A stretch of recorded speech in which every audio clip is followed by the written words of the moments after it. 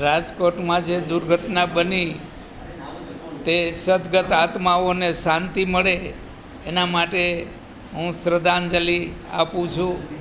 અને રાજકોટમાં જે દુર્ઘટના બની એમાં સદગત આત્માઓને સદગતિ અને શાંતિ પ્રાપ્ત થાય એવી પ્રાર્થના અને 24,000 ગાયત્રી મંત્રનું અનુષ્ઠાન હું એને અર્પણ કરું છું.